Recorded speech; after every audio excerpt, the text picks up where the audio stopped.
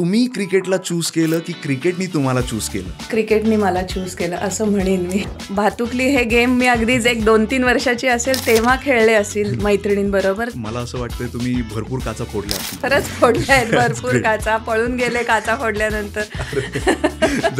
I was the only one who use to play with boys. ते म्हणते का 10 मिनिटं जरी अगोदर आली असतीस ना, today you would have been in Maharashtra team. Do you feel guilty for it? You have to be mentally very strong. You are basically yourself coach आणि you have trained yourself त्या पद्धतीने. तो moment काय होता when you got your official jersey, Indian Jersey?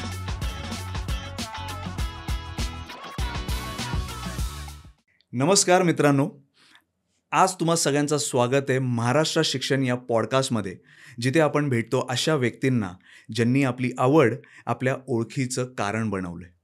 आज आपल्याबरोबर आहेत एक अशा खेळाडू ज्यांनी भारताचं प्रतिनिधित्व केलं आणि आज त्या महिला क्रिकेट या कोचिंग क्षेत्रात त्यांनी खूप योगदान देत आहेत त्या. सो चला भेटूयात मग त्यांच्या जर्नीसाठी आणि त्यांचे स्ट्रगल्स, त्यांचे विजन्स ते कसे होते त्या सगळ्याबद्दल आपण त्यांच्याकडनं जाणून घेऊयात. देविका पळशीकर मॅम, तुमचं स्वागत आहे आमच्या पॉडकास्टमध्ये. Thank you so much. मॅम, सगळ्यात आधी म्हणजे ज्यावेळेस मी तुमच्याबद्दल वाचलं, सो मला एक गोष्ट इनफॅक्ट आमच्या प्रेक्षकांना सुद्धा ही जाणून घ्यायची आहे की तुम्ही क्रिकेटला चूज केलं की क्रिकेटनी तुम्हाला चूज केलं? I mean, was it a ठाम डिसिजन होता की जस्ट एक योगायोग होत गेलं ते? हा प्रश्न ॲक्च्युली खूप चांगला आहे की मी नेहमीच क्रिकेटला चूज करण्याचा प्रयत्न करत होते, पण क्रिकेटनी मला चूज केलं असं म्हणेन मी. That's great. ते हळूहळू तुला स्टोरीमधनं कळेल, पण येस, क्रिकेट चूज मी असं म्हणेन मी. That's great, definitely. मॅम, आपल्या सगळ्यांना एक माहिती आहे की त्या काळी म्हणजे ज्यावेळेस महिलांना कुठल्या काही गोष्टी सिलेक्ट करायच्या असायच्या किंवा let's say even in the education field जेव्हा त्या काही सिलेक्ट करायच्या, सो त्यांना कुठेतरी तो एक्सेप्टन्स नाही मिळायचा. आणि त्या काळी तुम्ही क्रिकेट सिलेक्ट केलं, सो फॅमिलीचं एक्सेप्टन्स, सोसायटीचं एक्सेप्टन्स, किती काय चॅलेंजेस आले असतील. सो तुम्हाला काय चॅलेंजेस आले मॅम?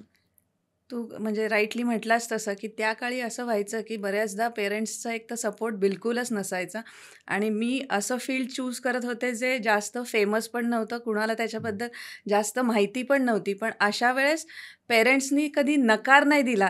तोच काइंड ऑफ सपोर्ट माझ्यासाठी होता की ओके, जे देविका करेल ते बरोबरच असेल. आणि माझं क्रिकेटबद्दलचं प्रेम ऑफकोर्स त्यांना खूप माहिती होतं लहानपणापासून. म्हणजे भातुकली हे गेम मी अगदीच 1-2-3 वर्षाची असेल तेव्हा खेळले असेल मैत्रिणींबरोबर, पण त्याच्यानंतर नेहमी भावाबरोबर किंवा त्याच्या मित्राबरोबर मी नेहमी क्रिकेटच खेळली आहे. त्यामुळे मग तो एक लहानपणापासूनचा जसा मुलांचा गेम असतो तसा तो माझ्या अंगी एकंदरीत होता किंवा दिसत होता घरच्यांना, त्यामुळे त्यांनी कधीच नाही म्हटलं नाही. अच्छा, म्हणजे मला असं वाटतंय तुम्ही भरपूर काचा फोडल्या असणार. अगदी भरपूर काचा फोडल्यात, खरंच फोडल्या आहेत भरपूर काचा. पळून गेले काचा फोडल्यानंतर.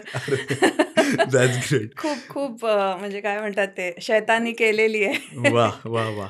मॅम, एवढ्या म्हणजे लेट्स से की एवढ्या स्ट्रगल नंतर ज्या वेळेस आपण Indian Jersey, official Indian Jersey घालतो किंवा आपल्याला तो एक किट मिळतो ऑफिशियल इंडियनचा, म्हणजे खूप लोक अजिबात क्वचित लोकांच्या नशिबात ही गोष्ट येते आणि ती म्हणजे तुमच्या कष्टाने आणि तुमच्या लेट्स से की हार्डवर्कमुळे तुम्ही ते अचीव करू शकला.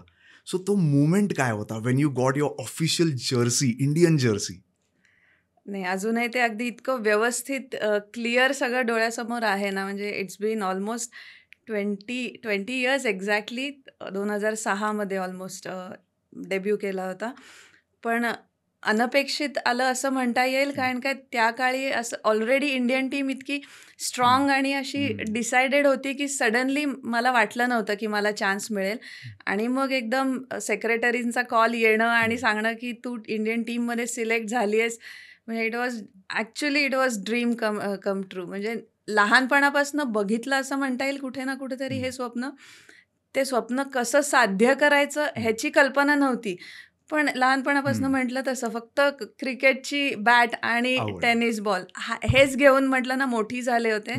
त्यामुळे जेव्हा एकदम कॉल आला तेव्हा खरंच म्हणजे आनंदाश्रू. एक्झॅक्टली, ऍक्च्युली आनंदाश्रू. आय मीन तुमच्या फॅमिलीचे रिॲक्शन्स किंवा आपण म्हणतो ना की नाही का की यार मला म्हणजे त्यावेळेस जरी समजा फॅमिलीनी सपोर्ट केलं बट सोसायटी म्हणजे फॅमिलीला सुद्धाही काही स्ट्रगल्स घ्यावं लागले असतील, राईट? सो त्या सगळ्यांवर एक म्हणजे एक ऐसा था की तमाचा नाही, लकीली म्हणजे आजूबाजूचे सोसायटी म्हणशील किंवा ज्यांनी मला ओळखत होते किंवा माझा गेम पाहिला होता त्यांना कुठे ना कुठेतरी तो एक विश्वास होता की म्हणजे पुढे जाऊन ही नक्की काहीतरी करेल. कारण काय म्हणतात ना, काइंड ऑफ लहान मुलाचे पाळण्यात पाय हे कळतं, त्या पद्धतीचं माझं थोडंसं अपब्रिंगिंग होतं की थोडंसं टॉमबॉईश लहानपणापासून क्रिकेटबद्दलचं एक प्रेम आणि ज्या पद्धतीचा माझा गेम होता. म्हणजे I was the only one who use to play with boys.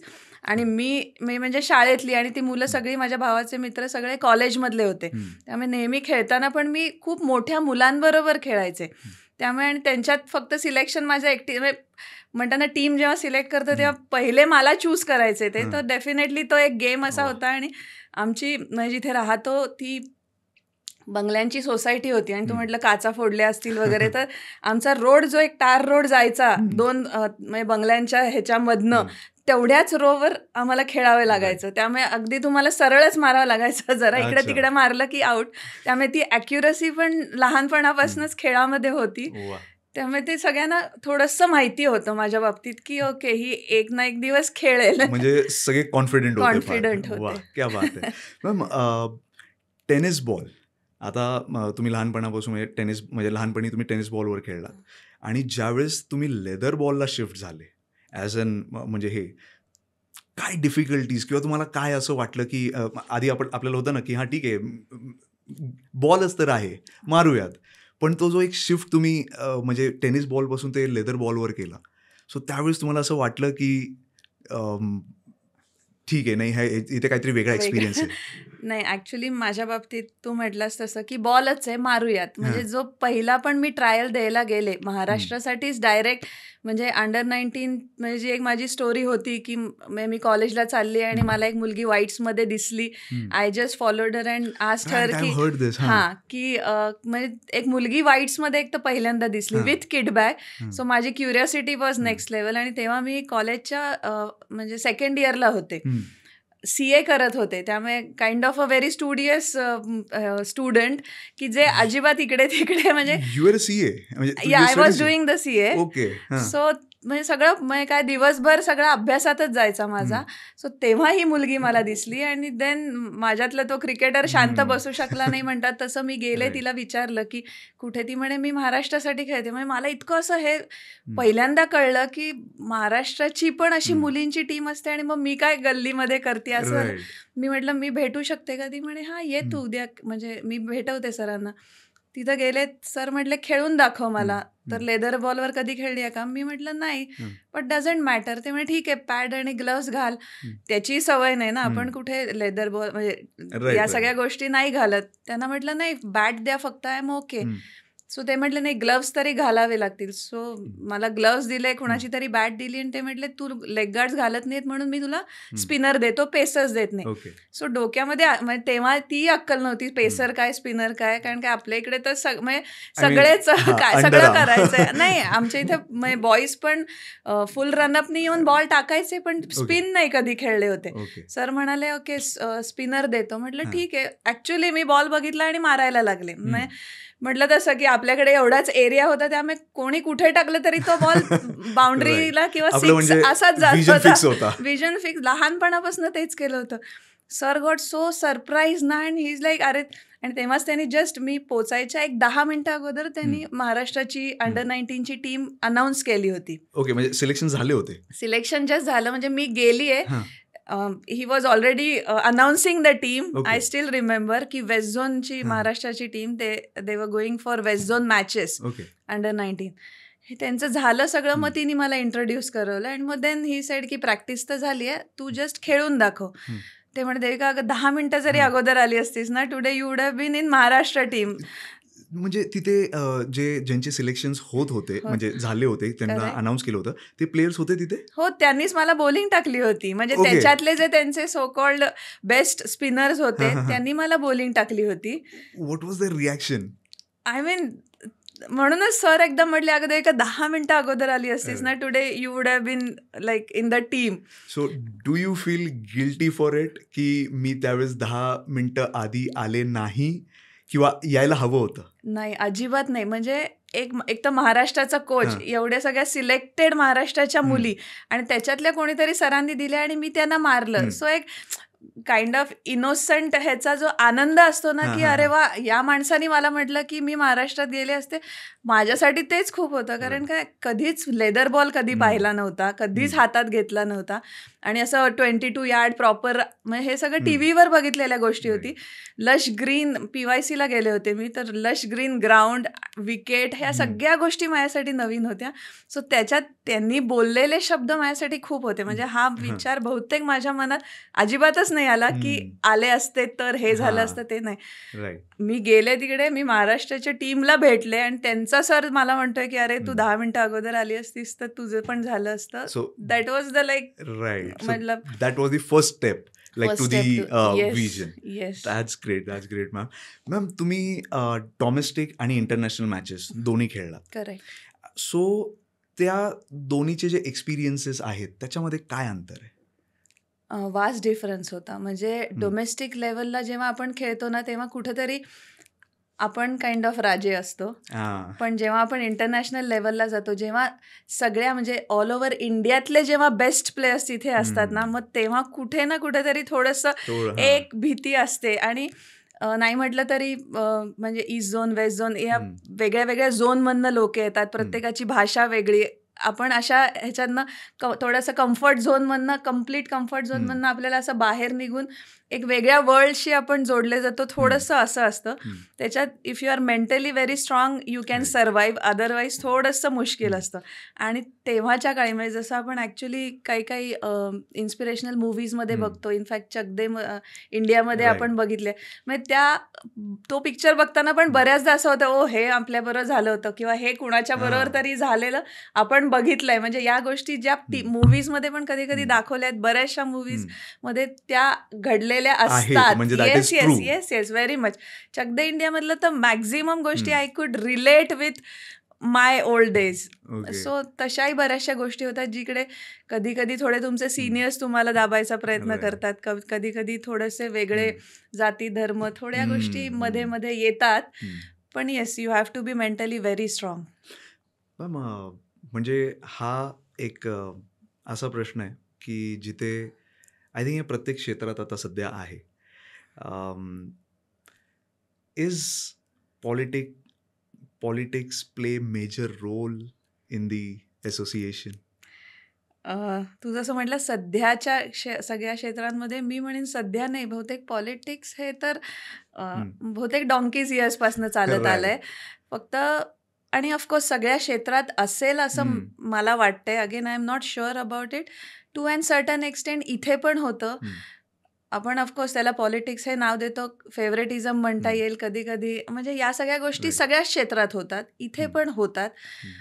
आता प्रमाण वाढलं असेल पण त्या तेव्हाही व्हायच्या. असा कुठला एखादा किस्सा तुमच्या बरोबर घडलाय की म्हणजे जिथे you are about to reach that, म्हणजे तुमचं तिथे एक स्थान होतं पण नाही, म्हणजे काही गोष्टींमुळे नाही झालं ते, लाईक सम काइंड ऑफ, कुठला असा एखादा किस्सा काही घडला तुमच्या बरोबर? बरेच घडलेत, म्हणजे पास्टमध्ये पण प्रेझेंटमध्ये पण घडतायत आणि आय एम शुअर फ्युचरमध्ये घडत राहतील. ते होतात, नक्कीच होतात. कधी कधी मी म्हटलं तसं की कधी कधी तुमचं थोडंसं झोन तुमच्यामध्ये येतो, कधी कधी कुणाचे म्हणतात ना, कुणाबरोबर पर्सनल रिलेशनशिप्स असतात, त्याच्यामुळे तुम्हाला थोडं दाबलं जातं. एंड ऑफ द डे तुमच्या ओळखी आणि तुमचं सराउंडिंग्स हे कसं आहे त्यावर बऱ्याच गोष्टी अवलंबून असतात. सो अशा बऱ्याच गोष्टी पास्टमध्ये पण झाल्या आहेत आणि सगळ्यांच्या बाबतीतच होत असतील. Right right ma'am. सो म्हणजे खेळ संपवून तुम्ही कोचिंगकडे म्हणजे कसे वळालात? कुठून प्रेरणा मिळाली तुम्हाला? ते ॲक्च्युली एक ती पण चांगली स्टोरी म्हणता येईल आता. म्हणजे जेव्हा गोष्टी चांगल्या होत आहेत, प्लीज. तर डेफिनेटली मी म्हणेन एक चांगली गोष्ट म्हणजे घडली माझ्या बाबतीत. आणि कोइन्सिडेंटली म्हणशील किंवा someone pushed me towards coaching. कारण काय, the kind of person I was की very introvert. I always used to sit very, म्हणजे काय म्हणतात, बॅक बेंचर जसे असतात तसा एखादा व्यक्ती मी. आणि coaching is a completely different role altogether. You have to be all the time, म्हणजे तुम्हाला सारखं बोलत राहावं लागतं, तुम्हाला लोकांबरोबर जास्त इंटरॅक्ट करावं लागतं, तुम्हाला लोकांची म्हणतात ना मानसिकता समजून घ्यावी लागते. आणि माझं असं होतं की कधीच जास्त बोलणं मला आवडायचं नाही. लोकांना नेहमी मी ऑब्झर्व करायचे जास्त. तो माझा काइंड ऑफ शॉक होता की प्रत्येकाचं फेस रिडिंग काइंड ऑफ आपण म्हणतो ऑब्झर्वेशन्स, मला ते जास्त आवडायचं. पण असं झालं की 2008 पर्यंत, म्हणजे इनफॅक्ट 2008चा जो डोमेस्टिक सीझन होता, I was second highest run getter after Mithali Raj. त्या सीझनला स्पेशली माझा खूप चांगला गेला होता तो सीझन. तोपर्यंत इंडियन टीममध्ये होते, पण सडनली 2009मध्ये जेव्हा वर्ल्ड कपसाठी इंडियन टीमचे प्रॉबेबल्स काढले, त्याच्यात म्हणजे काय म्हणतात ते फिटनेस फिल्डिंग कॅम्प जो लागला होता, माझं नाव त्याच्यात पण नव्हतं. ऑल ऑफ अ सडन सिलेक्टर्सना काय, आय डोंट नो काय असं हे झालं, म्हणजे बेस्ट परफॉर्मर फ्रॉम महाराष्ट्र आणि आय वॉज नोवेअर. म्हणजे ऑल ओव्हर इंडियामध्ये सेकंड रन गेटर असून मी टीममध्ये म्हणजे 30मध्ये पण नव्हते प्रॉबेबल्समध्ये. सो तो एक म्हणतात ना काइंड ऑफ खूप मोठा ब्लोस झाल्यासारखं थोडंसं झालं होतं. आणि आय वॉज व्हेरी सॅड. घरीच होते. तर पुण्यामध्ये 2009मध्ये सेकंड बॅच झाली होती विमेन्सची कोचिंगची. NCAने BCCIने 2008पासनं विमेन्ससाठी पण कोचिंग हे सुरू केलं होतं. सेमिनार्स वगैरे प्रॉपर कोचिंग कोर्सेस व्हायचे. तर ते पुण्यात होतं, तर म्हटलं चला let's give it a try. म्हणजे कसं शिकलं की जे कोचेस म्हणजे शिकवणारे कोचेस आम्हाला कधीच मिळाले नाही. आपण आपलं बघायचं आणि शिकायचं. तर म्हटलं ॲटलिस्ट स्वतःच्या इम्प्रूव्हमेंटसाठी, म्हणजे आज टीममध्ये नाही घेतलंय, there has to be some reason. So माझ्या पर्सनल डेव्हलपमेंटसाठी मी म्हटलं चला हा कोर्स करून बघूया. सो गेले आणि तिकडे फर्स्ट आले. म्हणजे त्या कोर्समध्ये एकदम कळालं की खूप खूप चांगलं केलं सगळ्याच ह्याच्यामध्ये डिपार्टमेंट्समध्ये. तर मग फर्स्ट आले. तर तेव्हाची जी आपली सेक्रेटरी होती विमेन्स ह्याची, शुभांगी कुलकर्णी पुण्याच्या. सो तिने मला विचारलं की देविका आसाममध्ये एक समर कॅम्प करायचा आहे, तर जाशील का? मी म्हटलं शुभदी, मी जस्ट कोर्स केलाय, म्हणजे I am not a coach, मी माझ्या नॉलेजसाठी कोर्स केलाय. तर ते म्हणे ॲटलिस्ट तू तुझा एक्सपिरियन्स त्यांच्याबरोबर शेअर करू शकते, एक 15-20 दिवसाचा प्रश्न आहे, जस्ट जाऊन बघ म्हणून. म्हटलं ओके तू सांगतेस तर जाते. पण म्हणजे मी म्हटलं तसं की माझा अजिबातच तो फोर्टे नव्हता की 20-25 लोक तुम्हाला ऐकतायत आणि मी काहीतरी बोलते असा प्राणी मी नव्हतेच तेव्हा अजिबातच. ओके गेले मी तिथे. यू वोंट बिलीव्ह, आसामसारख्या जागी एक तर पूर्वी जाणं थोडंसं रिस्की असायचं. तिथे बरेचसे म्हणजे प्रॉब्लेम्स इश्यूज खूप होते तिथे. सो नेक्स्ट डे मॉर्निंग म्हणजे सेक्रेटरीनी तिथल्या आसामच्या सांगितलं होतं की okay ma'am you report at 6 o'clock. कारण की आमच्या इकडे उजेड लवकर होतो ह्याच्यामध्ये समर्समध्ये, 4-4:30ला तिथे उजाडते आणि लवकर अंधार होतो. तर म्हणे 6 o'clock will meet. I said fair enough. आणि मी म्हटलं किती प्लेयर्स असतील? 32चं मला प्रॉमिस केलं होतं. You won't believe, next day ग्राउंडवर गेले. I had 96 players in front of me. I am the single person standing on the other side with secretary. म्हटलं एक माणूस 96 प्लेयर्स बरोबर करू काय शकतो? That too huge number. And that too a person who doesn't know coaching. म्हणजे एखादी just exam देऊन तुम्ही नाही हे करू शकत. Coaching does need experience. So that was my first day. I will not forget. And अजूनही लक्षात आहे बिकॉज माझा बर्थडे होता त्या दिवशी. आणि म्हणजे माझ्या 30th बर्थडेला असे माझ्यासमोर इतके लोक उभे. ॲब्सोल्युटली. म्हणजे तो एक वेगळाच माझ्यासाठी शॉक होता. But I think we manage well that time and that's how my journey started. This was your turning point. Absolutely turning point. आणि मग ते इंडिया खेळण्याचं वगैरे हे कुठेतरी मागं पडलं होतं. मग म्हटलं मे बी एक डिफरंट म्हणजे काय म्हणतात चॅलेंज आपल्याला आता लाईफमध्ये हे करायचंय. राईट. मॅम आता तुम्ही WPL मध्ये you are MIs Mumbai Indians batting coach. Correct. So ज्यावेळेस तिथे टॅलेंट्स येतात हं. आणि लाईक यू हॅव टू, म्हणजे तुम्ही खूप साऱ्या वेगवेगळ्या प्लेयर्सला प्लेयर्सना भेटता आणि यंग टॅलेंटसुद्धाही असतात त्याच्यामध्ये. सो तुम्ही कुठल्या वेगळ्या पद्धतीने मार्गदर्शन देता as compare to your player phase, ज्यावेळेस तुम्हाला कोचिंग मिळायची आणि त्याच्या व्यतिरिक्त तुम्ही तुमचा पॅटर्न काय यूज करता, म्हणजे कसं मार्गदर्शन देता? माझा ॲक्च्युली एक सिंपल फंडा असतो, की तू जसं म्हटला, की मला जसं कोचिंग मिळालं, तर मला आज म्हणजे कोणी विचारलं, की तुझा कोच होता, तर ॲक्च्युली मला कधीच कोणी कोच नव्हतं. आर कारण यू काय सिरियस? सिरियसली म्हणजे बॅट अशी पकडायची ते कधीच नाही. येस, माझे जे सीनियर प्लेयर्स होते, त्यांच्याकडनं बरंच मार्गदर्शन मिळालं. जसं मी पूर्णिमा राव म्हणून नाव घेऊ शकते, Right. अंजू जैन नाव घेऊ शकते, की ज्यांच्याबरोबर मी एअर इंडियामध्ये खेळले.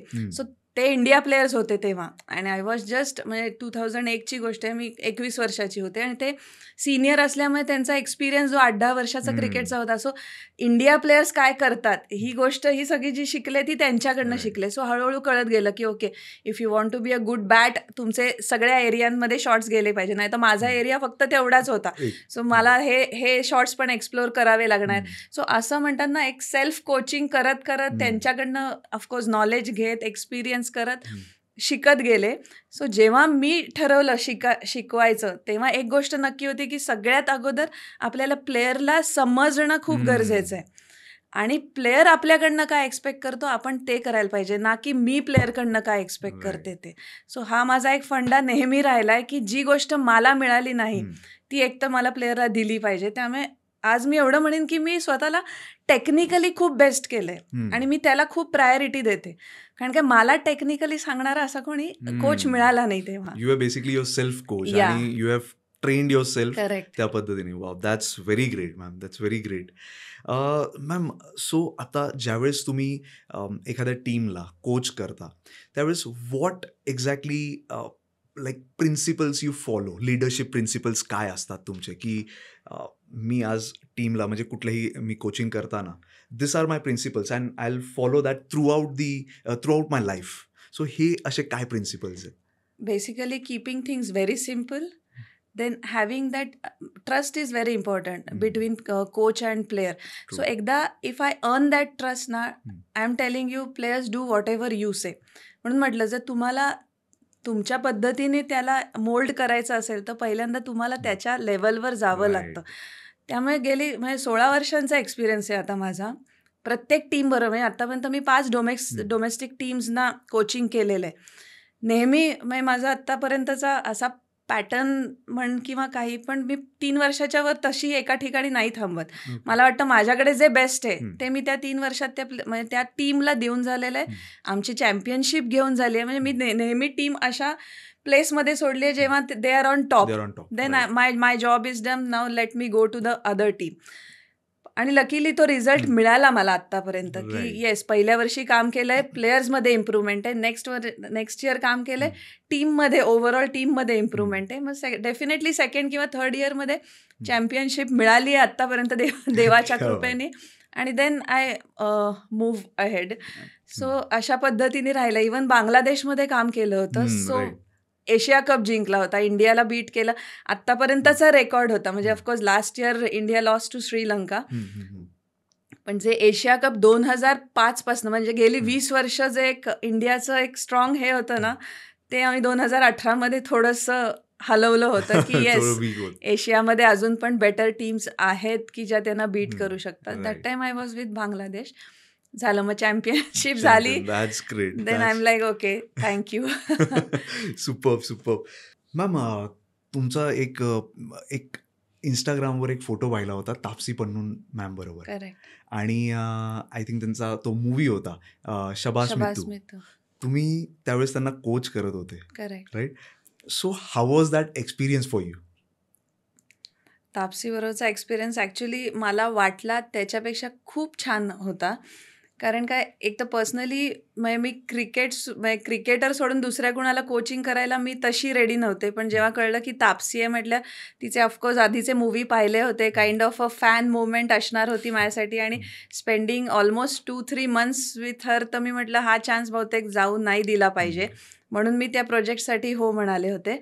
आणि जसं आपण तिला नेहमी स्क्रीनवर बघतो, always energetic, very good actress, तशीच ती अदरवाईज पण आहे. म्हणजे सच अ नाईस सोल. आणि ती ज्या पद्धतीने तिचं डेडिकेशन होतं टुवर्ड्स लर्निंग न्यू स्पोर्ट्स, ते माइंड ब्लोईंग होतं. म्हणजे कधी-कधी मला खरंच हे वाटायचं 8-8 तास ती शूट करून मग आम्हाला जे प्रॉमिस केलेलं असायचं 2 तासाचं एव्हरी डे. म्हणजे आय रिमेंबर इथे मुंबईत तिचं जेव्हा शूट चालू होतं फॉर सम अदर मूव्ही, तिथेही ती 8 तास मुंबईसारख्या ट्रॅफिकमध्ये नंतर ट्रॅव्हल करून मग ती सेशन्सना यायची. त्याच्यानंतर वी मूव्ह टू गोवा, तिथे तिचं शूट चालू होतं. तिथेही ती 8 तास, तिचं 8-10 तास जे काही त्यांचे शिफ्ट्स असायचे त्याप्रमाणे काम करून नंतर ती 2 तास जे आम्हाला द्यायची, त्याच्यामध्ये पण कधी तिची एनर्जी जरा पण कमी वाटली नाही, की नाही मी आज थोडे दमले वगैरे, हे कधीच नाही. आणि बेस्ट म्हणजे तिची पंक्च्युअलिटी. मला नाही वाटत कोणी 5 मिनिटं उशिरा येणार असेल तर तिच्यासारखा ॲक्ट्रेस मेसेज करून इन्फॉर्म करेल की Devika I will be 5 minutes late. I am like oh wow, म्हणजे एवढं एक्सपेक्टच नाही केलं होतं. म्हणजे ॲज इट इज अर्धा 1 तास आपण आजकाल प्रत्येकाचाच लेट येण्याचा पकडूनच चाललेलो असतो. पण I still remember her messaging saying की मी जरा 5 मिनिटं उशिरा, म्हणजे मला उशीर होईल ना, शिफ्ट थोडी लॉंग चालली आहे किंवा काय, ह्याची ती रेग्युलर आयडिया द्यायची. So that ways those 2-3 months were amazing. And luckily अजून पण माझ्या टचमध्ये आहे. कधी पण काही हे असेल तर मी तिला मेसेज करते, ती करते. So it's good to have नाव friend like her. That's sweet. So त्या कधी आता म्हणजे when you are like let's say की मुंबई इंडियन्ससाठी तुम्ही कोचिंग करताय आणि so have you ever message her की do come for like to watch the match or something, असं काही? मोस्टली एव्हरी सीझन झालंय आमचं. पण बऱ्याचदा असं होतं की बरोबर WPLच्या जेव्हा आमच्या मुंबईमध्ये मॅचेस होत्या तेव्हा शी वॉज अवे फ्रॉम मुंबई. हां, आणि म्हणजे मुंबईतच नसल्या कारणाने ते नाही हे होऊ शकलं. पण 2-3दा नंतर, म्हणजे इवन शूट नंतर, मूव्ही रिलीज झाल्यानंतर पण तिच्या घरी जाऊन बऱ्याच वेळ गप्पा मारल्यात.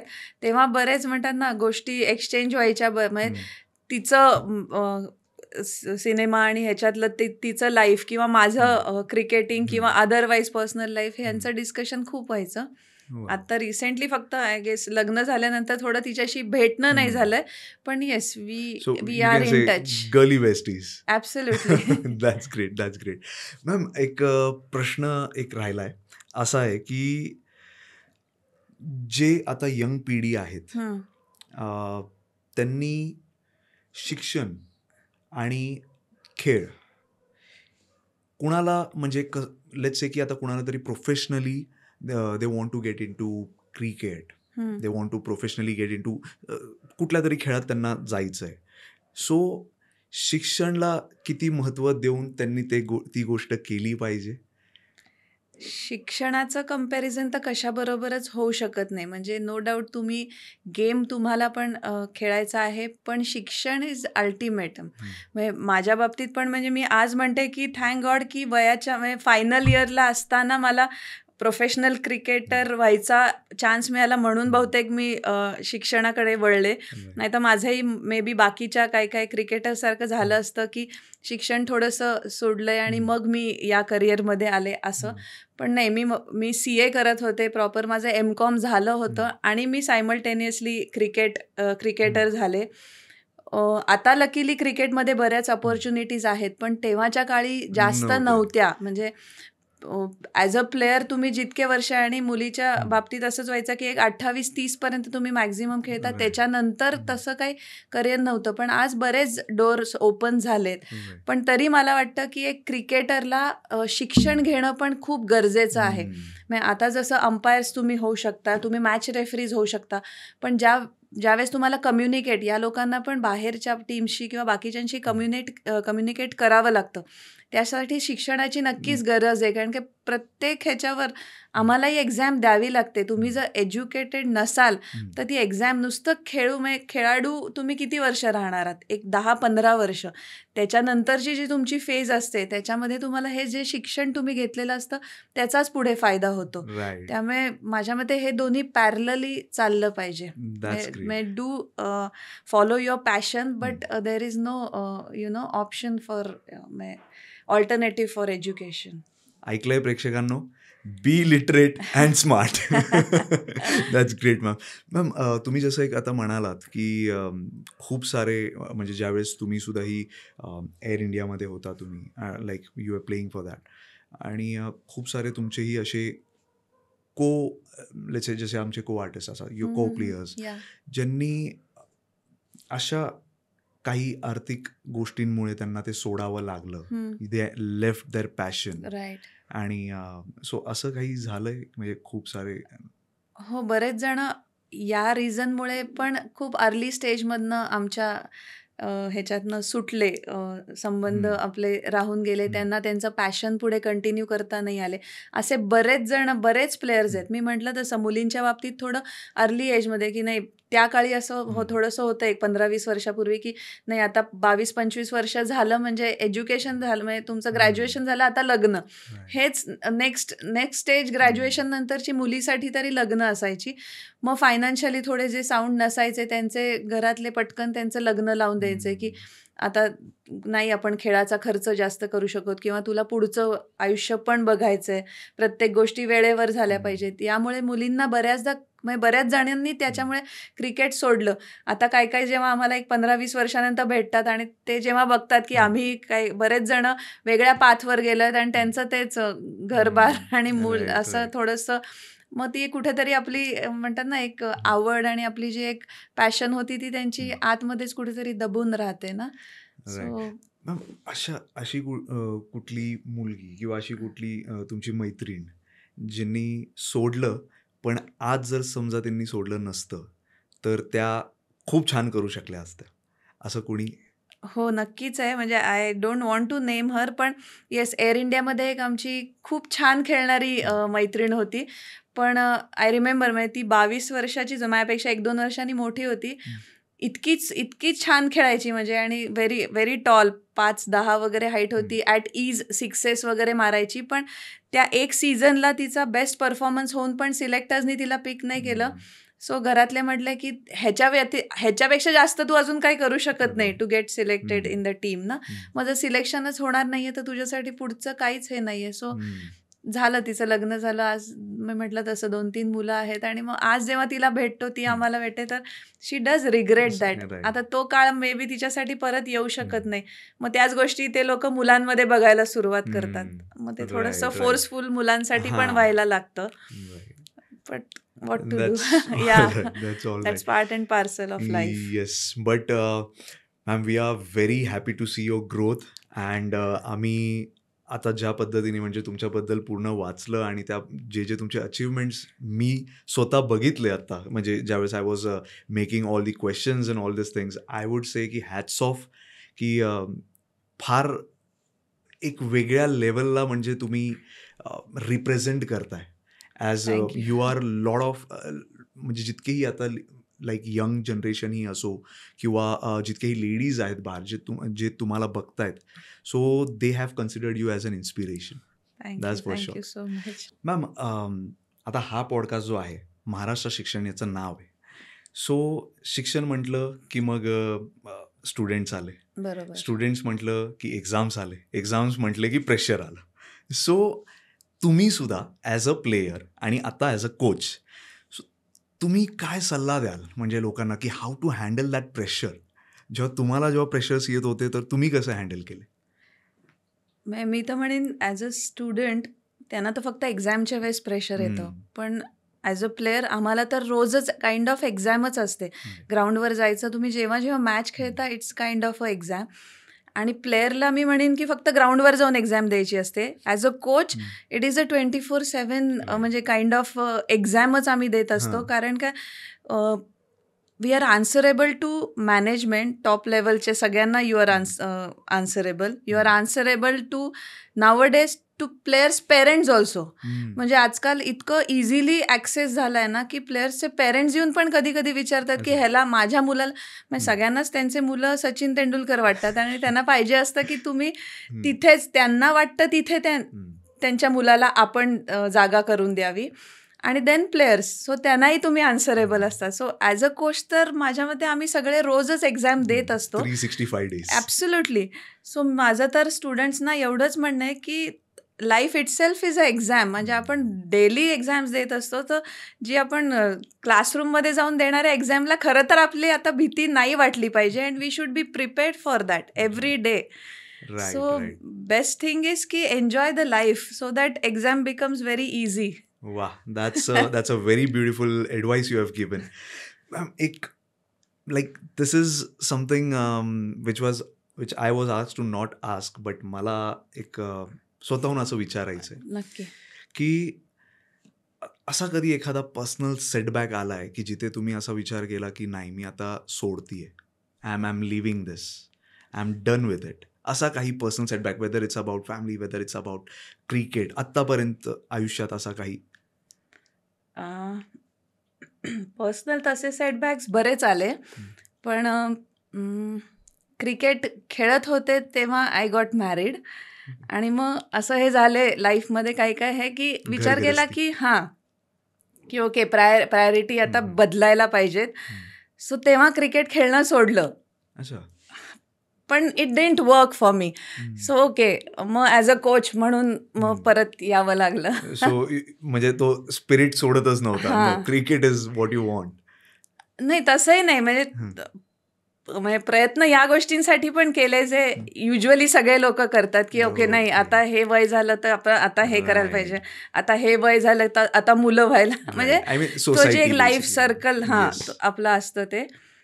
पण नाही, it didn't work that way. So back to cricket. I guess that is again first love.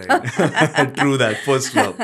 Right ma'am, एक शेवटचा प्रश्न आहे आणि त्याच्यानंतर एक छोटंसं आपण रॅपिड फायर खेळणार आहोत. शुअर. सो शेवटचा प्रश्न असा आहे की तुम्हाला जर एक अशी पॉवर मिळाली जिथे की वुमेन्स क्रिकेट असोसिएशनमधनं आत्तापर्यंत अशी काही गोष्ट तुम्हाला संधी मिळाली की तुम्ही ते सुधरू शकता किंवा you can erase that or you can recreate it, what would that be? मगाशी आपण जसं बोललो ना की पॉलिटिक्स आहे का. सो जर पॉवर मिळाली तर मी बहुतेक ती पॉवर ह्याच गोष्टीसाठी वापरीन की ज्यांच्यामध्ये टॅलेंट आहे त्यांना पुढे जाऊ द्या. वा, that's super ma'am, that's great. Ma'am, rapid fire round आहे. नक्की. मी तुम्हाला 3 प्रश्न विचारणार आहेत. तुम्ही एकतर एका वर्डमध्ये किंवा एका सेंटेन्समध्ये. Okay. All time favourite cricketer? Rapid fire आहे, पण ॲक्च्युली खरंच सांगते माझा असा एक कोणीच फेवरेट नाही आहे. No one? नो. आणि कधी कोणाला असं आयडल बनवलं नाही की किंवा कधी for me each and every one जो बॅट पकडतो that person is favourite to me. Everybody who holds the bat is my favourite. Not a single person whom I can name actually. That's great. So being a coach or being a player? लाईफनी परत chance दिला तर definitely being a player. वा, very great. आणि एक असा ritual जे तुम्ही बिफोर मॅचेस करता? Before matches, after matches, any time मी फक्त माझं चॅन्टिंग चालू असतं देवाचं. That is always always. Any specific chant that you do? रामाचं नाव घेते. So I do that always. वा, that's so super. Thank you so much Devika Palshikar ma'am, तुम्ही आमच्या पॉडकास्टमध्ये आलात आणि मी ही जर्नी ऐकून मी तर फार मोटिवेट झालो आहे. And I am really sure की जितकेही आपले प्रेक्षक बघणार आहेत ते सुद्धा फार मोटिवेट होणार आहेत. Thank you so much. थँक्यू.